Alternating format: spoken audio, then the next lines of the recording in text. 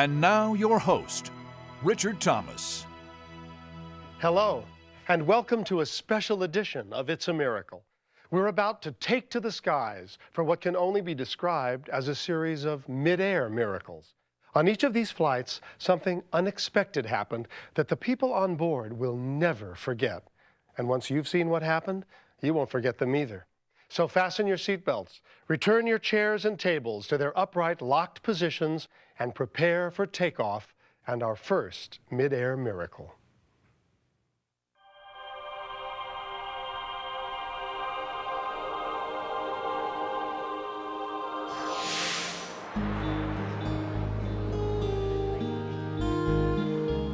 Everyone leaving from New York's JFK to Orlando, Florida for Thanksgiving 1994 was looking forward to a happy holiday.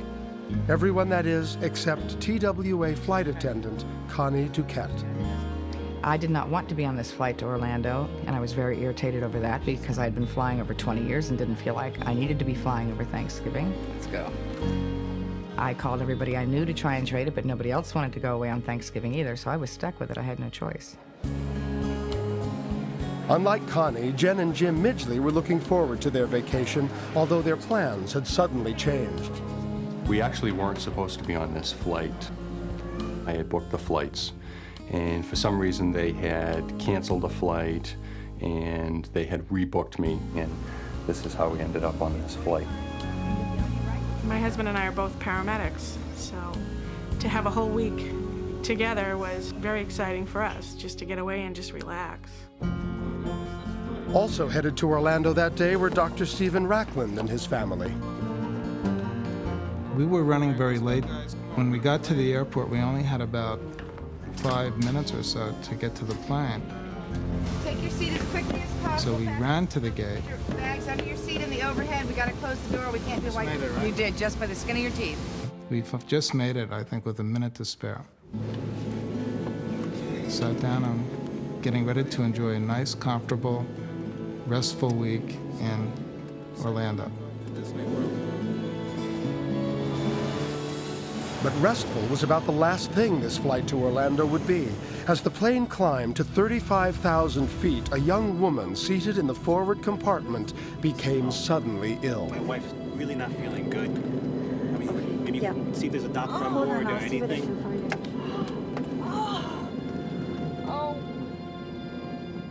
The flight attendant quickly tried to find help. Ladies and gentlemen, if there's a doctor on board, could you please identify yourself to a crew member? Oh, God. Oh, God. I'm a doctor. Hi, yeah, I have a situation with one of the patients. As Dr. Racklin moved to check out the situation, Jen Midgley also responded to the announcement. My husband and I are both paramedics, if you need any help. At the moment, there's a doctor with her, but if he needs any help or if we can use you, can I come back and get you? Sure. I thought it was better to stay out of the way. Once they told me that they had a physician. You feel that? That hurts. That hurts? Yes. The young woman, Teresa DeBarra, was 7 months pregnant and in severe pain. And then, as Dr. Racklin examined her, things suddenly went from bad to worse. Oh, no. I'm bleeding. Oh, my God. Jeannie, we have an emergency. Get the flight attendant. All of a sudden, I looked down, I saw that she was bleeding, and I said, Teresa, I have to examine you. We need some help. Okay. Okay, sure. Sandy. Bleeding, honey. Bleeding. Why are you Bleeding. What's going on? I don't know. Take your shoes I off. have to find out. We're going to do a little exam. Oh, See my if she's in God. labor. That's it. I initially examined her and determined that she was in hard labor. The head is starting to cramp. Oh, my God. You're having this baby right now. There was no way to stop this, and I realized that the baby was coming no matter what. I started getting very nervous at that point. My training is in internal medicine and not in obstetrics, and I only delivered one baby 13 years prior to that. As the flight attendants launched into action, Connie Duquette informed Captain McFerrin of the emergency. Captain, this is Connie. This woman is due to deliver right now. We've got to get this plane down. It was the second time in 23 years of flying that I had ever called the emergency system to a pilot. Thank you. And so I immediately turned west and declared an emergency and asked for directions to Dulles Airport. As Captain McFerrin headed toward Washington's Dulles Airport, Dr. Racklin prepared Teresa for delivery. He's coming a little bit more. Come on. Teresa was in a lot of pain. She was very uncomfortable. She was having heart contractions. There was no sedation. There was nothing that we could give her. The look on the doctor's face, it was obvious that he was extremely concerned. The woman's husband was standing behind the doctor. His face was ashen gray. He looked terrified, and he was holding his little daughter. Yes, baby, mommy's gonna be okay. Her daughter kept looking at her and saying, "Is my mommy gonna die? Is my mommy gonna die?" And it was heartbreaking. With the airport still 20 minutes away, Dr. Racklin had no choice but to deliver the baby. Slow deep breaths. I can do it. A little bit more. Come on, the head's drowning. Come on, push, starting to drown. Get a push. Deep breath. Get some slow deep breaths. Honey, you can do it. Come on, Teresa. Almost there. Push. Come on, push. Keep pushing. The baby's coming. Push, Teresa. Push. That's it. Come on, a little bit more. It's coming. That's it. We have it. Okay, good. The premature baby boy was out of the womb, but not out of danger. The umbilical cord was wrapped around his neck, and he wasn't breathing. When I removed the umbilical cord, I thought there was a chance the baby might start breathing spontaneously, but he did not. Come on, baby, breathe. The baby was cyanotic or blue, not breathing, and would not respond to any stimulation that I administered. Oh my God. Is he okay? Is he okay? He's not breathing. I got very, very nervous. He's not breathing. He was not breathing, a very slight heartbeat, Hey, baby. no activity, and the situation did not look good. Brain damage starts to set in after about 5 minutes, and I was trying everything that I could think of to resuscitate this baby. Nothing was working. Come on, baby, breathe. Oh, my baby. Oh my God. He's not my moving, baby. sweetie. Oh my God. Everyone watched helplessly, waiting for a sign that the baby would live. Why isn't Oh he my making God, honey. any noise? Why? It was one of the most horrifying moments of my life. Baby. You wanted so much to help, and we were terribly limited.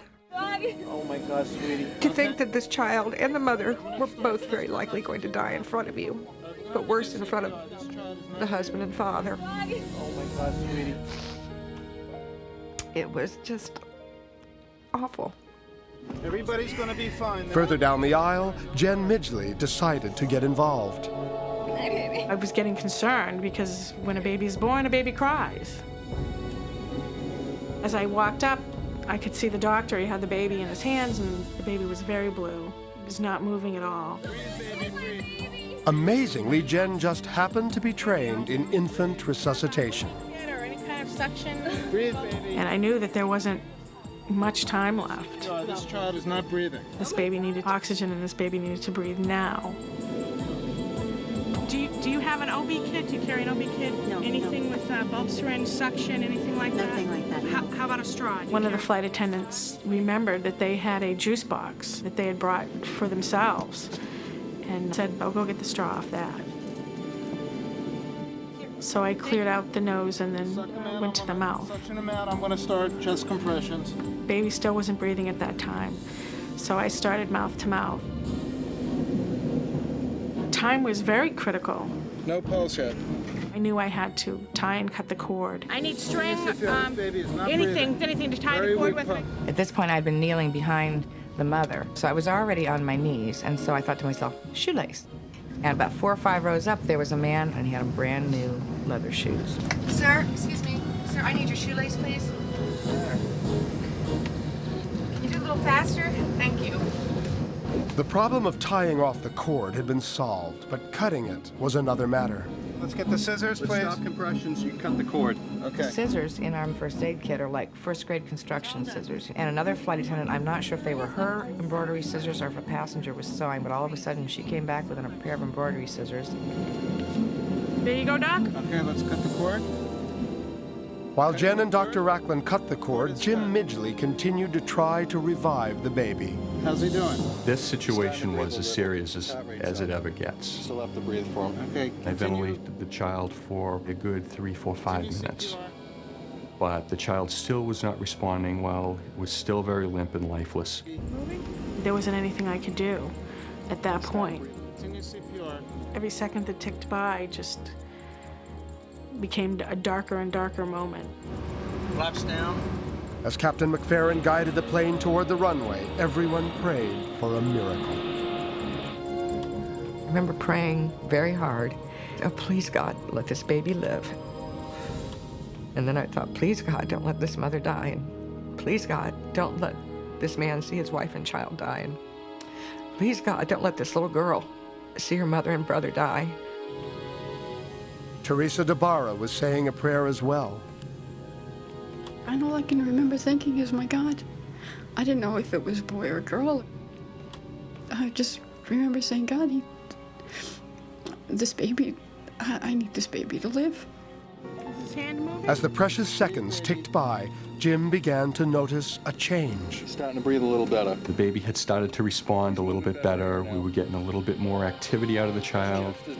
The baby started to move a little, and then maybe 15 or 20 seconds after that, he let out a big cry. She's breathing.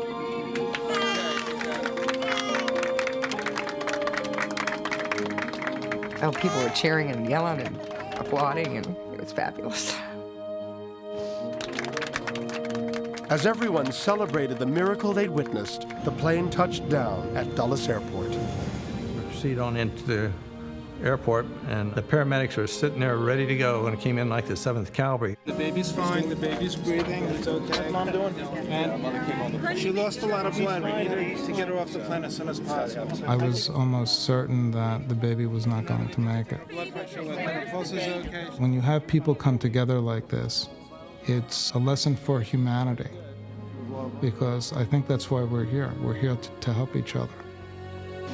You okay, honey? Yeah. Don't worry, everything's gonna be okay. It makes me very thankful to God and to these people that were on board who were strangers. Good luck to you. Take care of yourself. Okay, you're very welcome. Bye. Bye. Take care of yourself. I felt like from that point forward, we were going to do okay.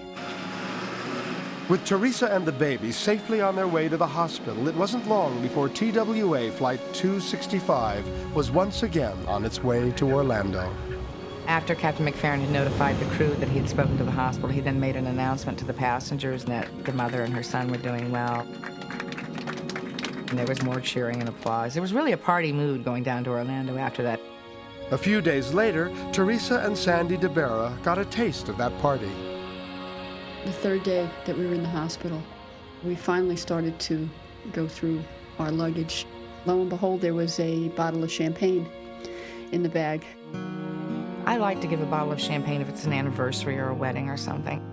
And as they were getting their things to take them off the airplane, I just opened her overnight case and pushed the bottle of champagne in there and zipped it and just figured, well, they'll find it when they find it and hope they enjoy it. Sandy and I opened it right there in the hospital room, figuring this is a good enough time. And the DeBarras had good reason to celebrate. Years later, Matthew Dulles DeBarra is a happy, healthy 6-year-old. Mr. Big Boy. We gave him Matthew, which means gift from God, which he really is, and Dulles just because it seemed appropriate at the time. I think Matthew Dulles DeBarra, his birth truly was a miracle, at least to me. To have a child born prematurely, first of all, is so dangerous. To have him born on an airplane with no sanitary conditions, with none of the proper equipment. The paramedics were not supposed to be there. I wasn't supposed to be there. The doctor was late. It was a miracle. I think that everything just worked out the way it did, and I think God was smiling down on that child that day and his family. I think this was definitely a miracle at 35,000 feet. I think Matthew has an angel that watches over him.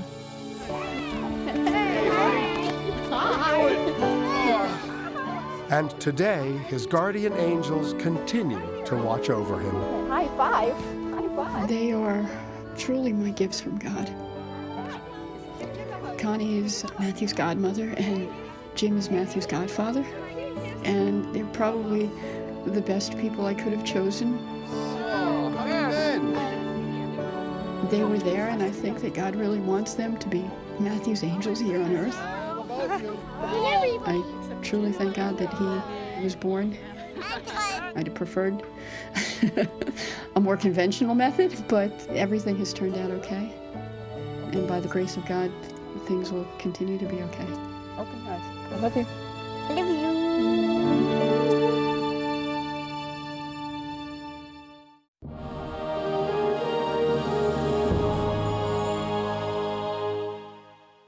If you suffer from a fear of flying, you're not alone. For many people, the thought of being inside an airplane as it hurtles hundreds of miles per hour, tens of thousands of feet above the Earth's surface, is absolutely terrifying. But for the passengers on United Flight 811, bound from Hawaii to New Zealand, absolutely terrifying doesn't even begin to describe what they're about to experience.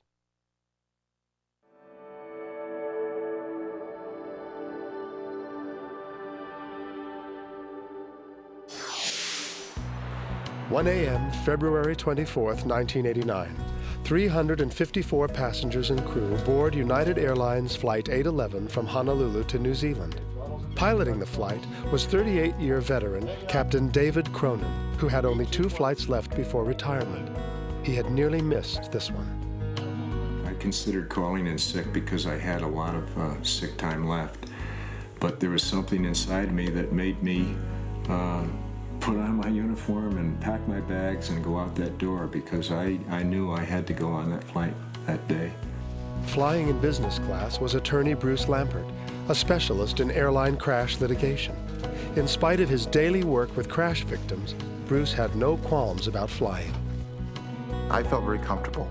I had an innate trust in the design, the engineering, manufacture of airplanes.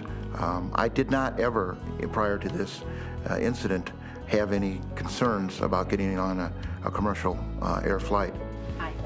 Sherry Peterson, a travel agent from Denver, Colorado, boarded the plane at the last moment. By the time Sherry reached her assigned seat in row 9, someone was already sitting there. We were nearing takeoff, so the flight attendant simply said, "Take a seat anywhere," so I moved back to row 13. Perhaps not the luckiest number until today. The plane took off during a heavy thunderstorm, but soon climbed to 30,000 feet and clear skies. The passengers began to settle in for the all-night 9-hour flight. I put that Walkman on, took my shoes off. I remember putting a blanket over my legs and just leaning back and saying, well, at least now I'll get some sleep. Sherry Peterson was also looking forward to a restful flight, but just as she fastened her seatbelt, she heard a voice. A young man whispered in my ear, "Tighten your seatbelt, you're in for the ride of your life."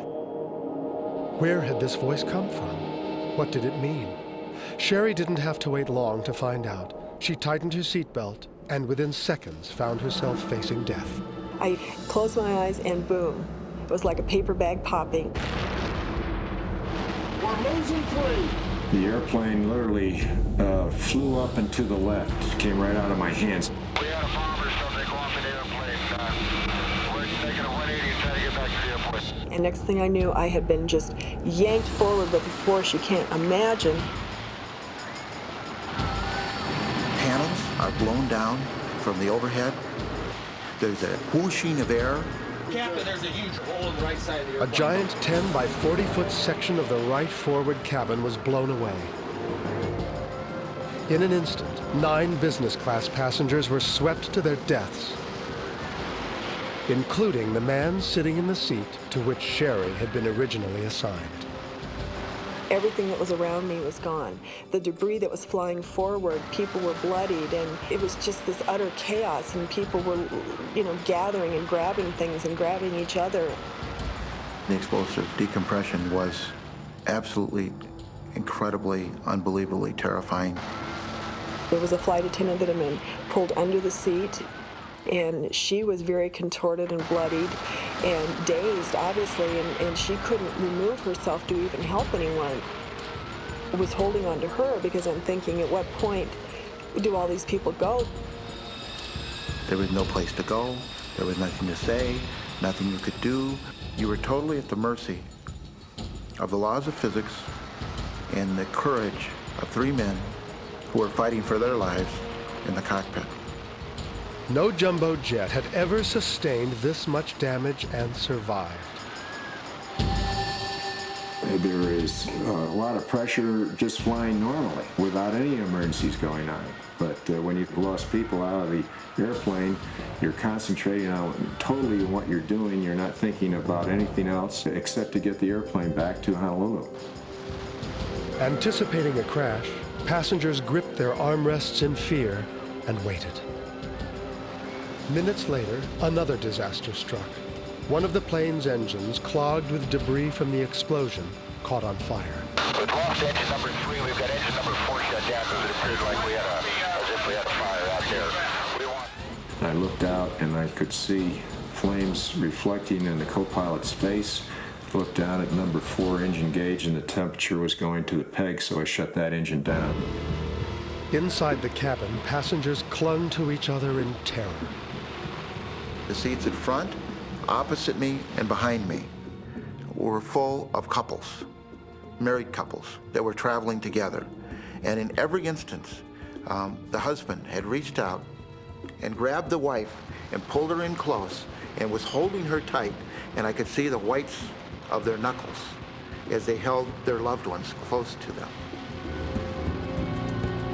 40 minutes after the explosion, as emergency personnel hastily prepared for a crash landing, Captain Cronin spotted land. All 8 valves are open, Captain. All right. Okay, we're doing 220 knots now. The airport, but we don't have the airport. Once we saw land, I knew that we had a really good chance of getting it back. Maybe not on the runway, but at least in the vicinity of the runway. Okay, I see the airport out there, straight ahead. As the crippled airplane approached the airport, Sherry said a final prayer. She was pleading for a miracle. You're sitting alone with your thoughts and you start making deals with God. I mean, if we get out of this, things are going to change. I will change. I know what I've done wrong. Her prayer was about to be answered. The landing was a miracle in itself. It was the best and smoothest landing I've made probably in my career. We didn't even know we were on the runway. It was that smooth.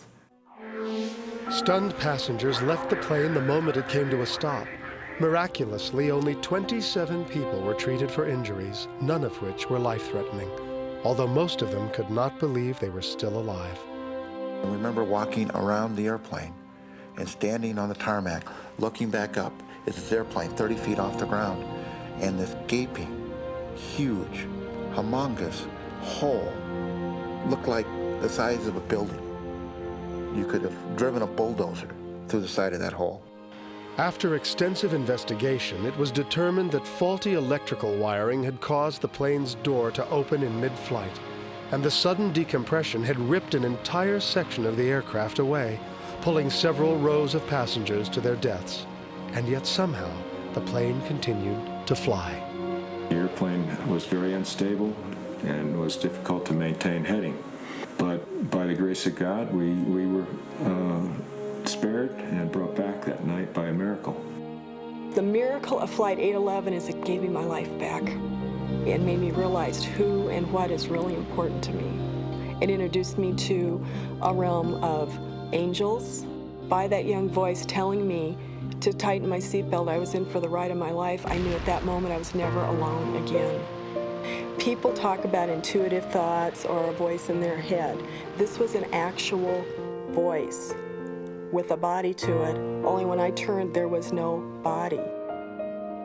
It convinced me that if you're willing to listen, they're there to help.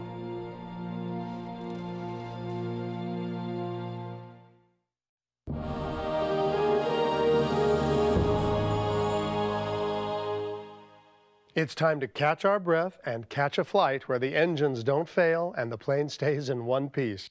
There are other miracles waiting to happen in the wild blue yonder, and our next story is one of them. It concerns two strangers traveling to the same destination and the lucky layover that placed them side by side.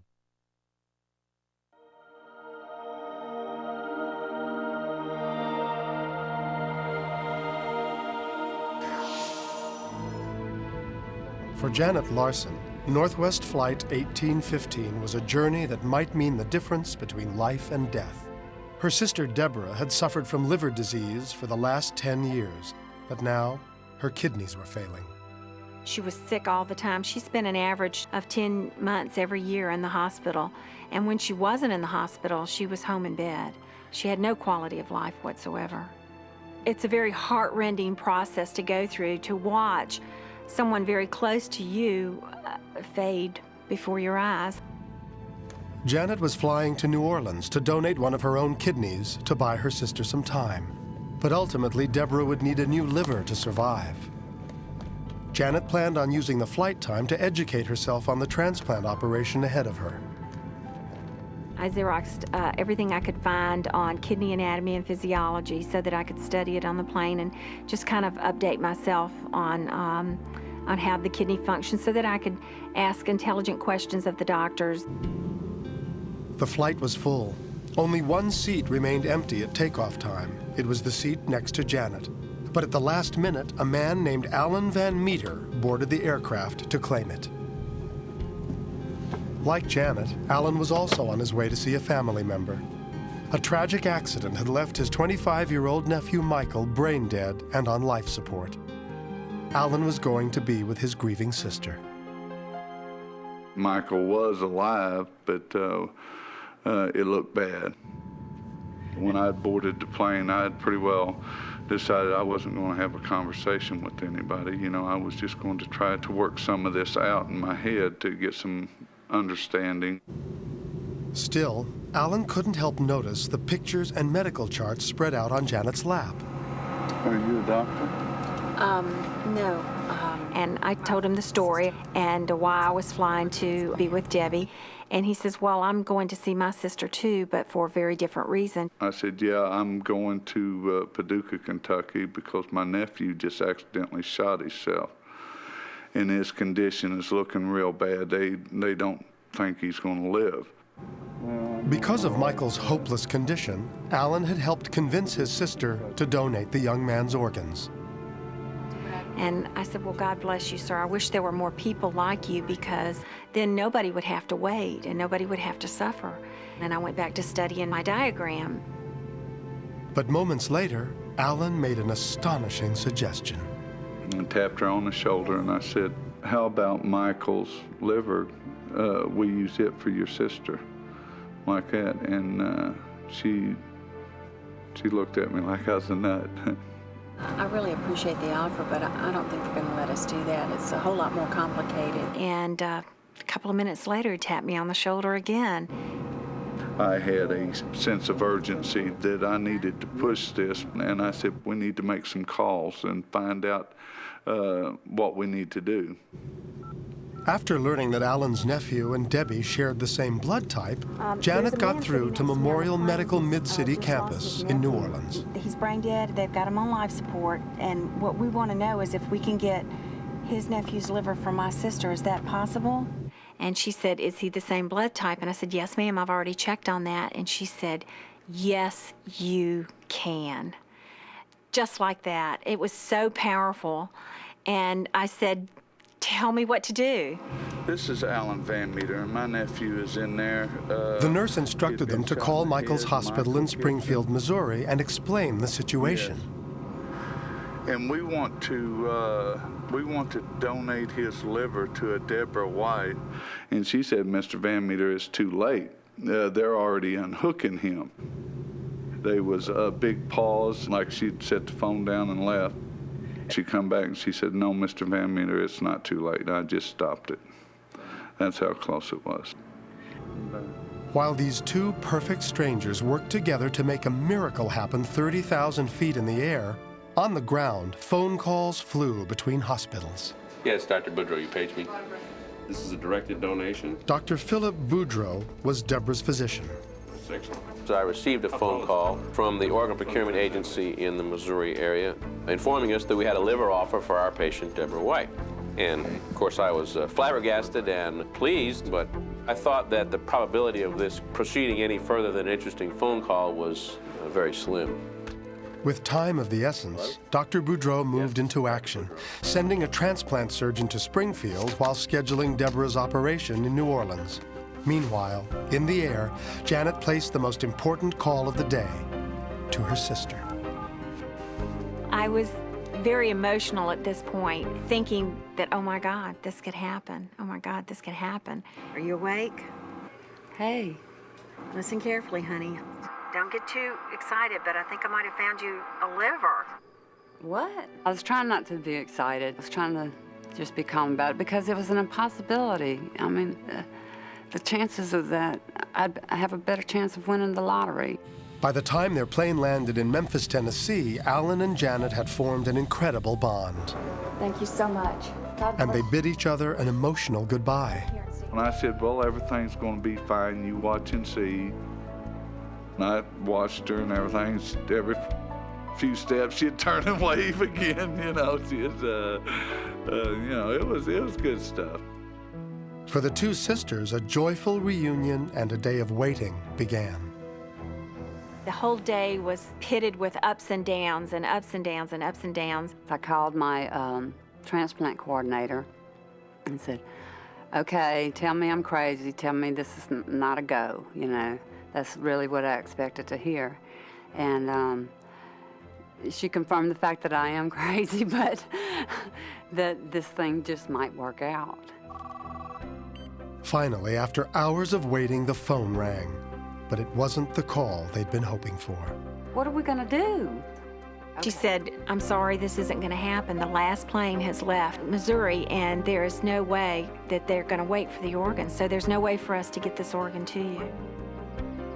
My transplant coordinator said, don't give up. And he goes, I know you better than that. And he said, give me 45 minutes. And that was probably the longest 45 minutes of my life. Hello? Another phone call brought the incredible news that during that time, the hospital had managed to charter a jet to pick up the liver from Springfield. And 4 hours later, Deborah was being prepped for surgery. I knew there was no turning back. I knew everything was going to go okay. And I was the happiest person in the world. At 11:30 p.m., doctors began the delicate transplant operation.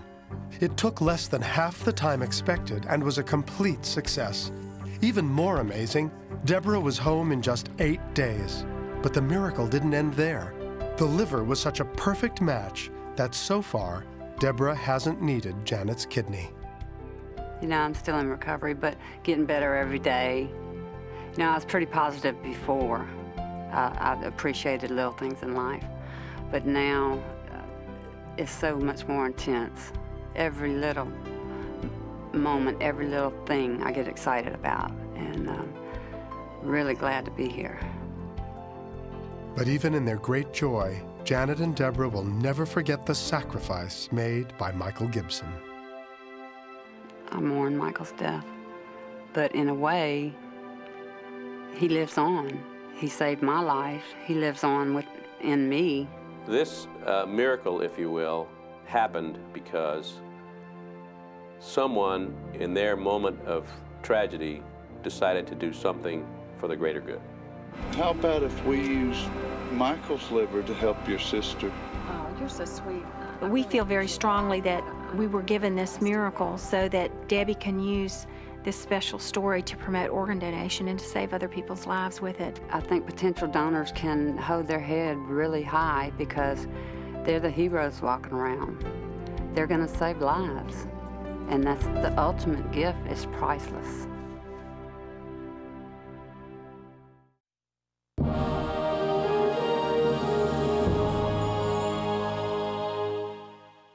For some people, the ultimate experience of flying comes when they throw themselves out of a plane with nothing but a thin piece of cloth to stop them from crashing into the ground. But what happens if their parachute fails to open? Well, that question is answered in this video miracle.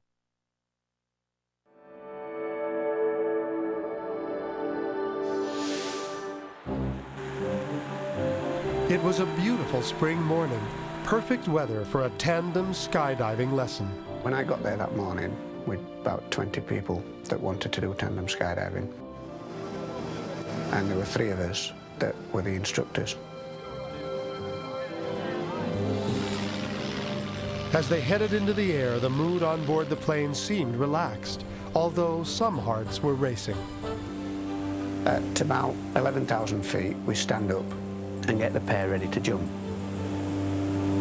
On a tandem skydive, the student is strapped to the front of the instructor, both facing in the same direction, so that even if they roll over, they don't drift apart or slide about or anything like that.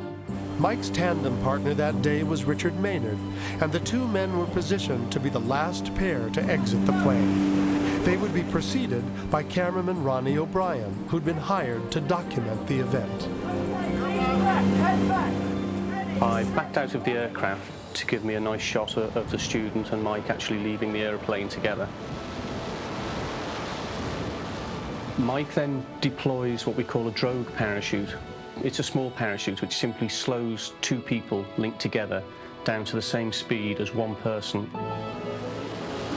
I reached for the drogue parachute and released it, and at that exact moment, the bridle cord, which attaches to the drogue parachute, hit me in the face, which was, I've never had that happen before. In that second, the bridle had gone around my neck. What I decided to do was use the knife that I have on the jumpsuit pocket and cut through the bridle cord. I reached for the knife, but then I just drifted off into unconsciousness.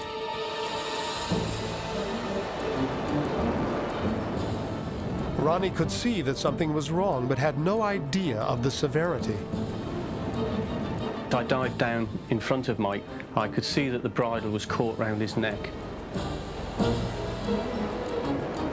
They were spinning quite rapidly at this stage. I knew we'd been in free fall some time, and it seemed to me that the simplest thing to do and the quickest thing was to take hold of the reserve handle and deploy the reserve. And I eventually managed to get hold of them.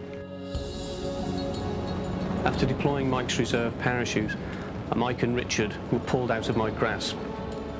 I then, quick as I possibly could, deployed my own parachute. As my canopy started to move, I did just catch a glimpse of them above me. I was probably unconscious for about 30 or 40 seconds. I can't remember spinning around or being violently thrown about. The next thing I remember then was coming to, and it took me a while to convince myself that we were actually parachuting. My first thought was to take control of the parachute. I had seen a field that I thought we could land in safely. I got the parachute round, got it into wind, and then flared the canopy, and we landed okay. Now, this sort of thing's never happened before or since. It was an absolutely freak accident. But more than that, it was also a miracle captured on videotape. When I was watching the tape, I thought the cameraman wouldn't be able to get to the pair. And I thought, he'll never get in, he'll never get there. Richard was very calm about the whole thing, thought that he was simply being thrown round deliberately, just to give him a little bit more of a fun ride. The worst part is imagining what would have happened if Ronnie hadn't have been there. Quite often, a tandem pair will jump alone. If that had been the case on this particular day, then the outcome would have been totally different.